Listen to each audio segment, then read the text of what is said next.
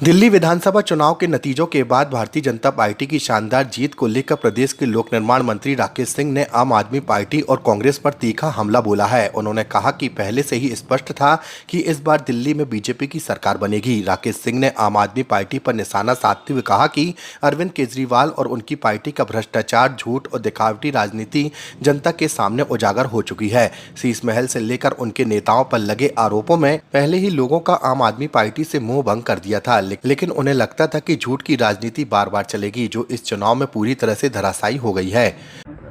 देखिए, पहले से ही स्पष्ट था कि इस बार दिल्ली में भारतीय जनता पार्टी की सरकार बनेगी। अरविंद केजरीवाल का झूठ, आप पार्टी का भ्रष्टाचार, अरविंद केजरीवाल का शीश महल और उनके नेताओं पर लगने वाले वास्तविक आरोप, इन्होंने जनता का मोह भंग पहले ही आप पार्टी से कर दिया था।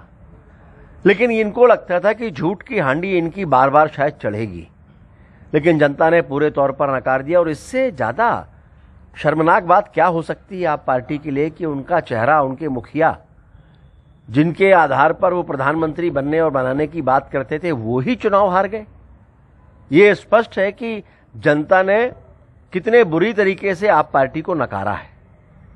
और इसलिए भारतीय जनता पार्टी की जीत माननीय मोदी जी के नेतृत्व में ये साबित करती है कि देश में वो सारे राज्य, दिल्ली भी उसमें शामिल है, सभी का विश्वास माननीय मोदी जी के नेतृत्व में भारतीय जनता पार्टी पर है।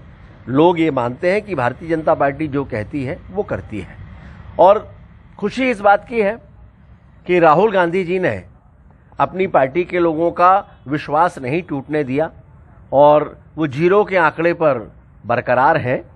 और मुझे लगता है कि जो उन्होंने संकल्प लिया है कांग्रेस को लगातार समाप्त करने का, वो अपने संकल्प के पक्के हैं और राज्य दर राज्य वो अपने संकल्प की दिशा में आगे बढ़ रहे हैं कांग्रेस को समाप्त करने के। लेकिन जनता भारतीय जनता पार्टी को दोनों हाथों से आशीर्वाद दे रही है। रमेश सिंह पहुंचे हैं।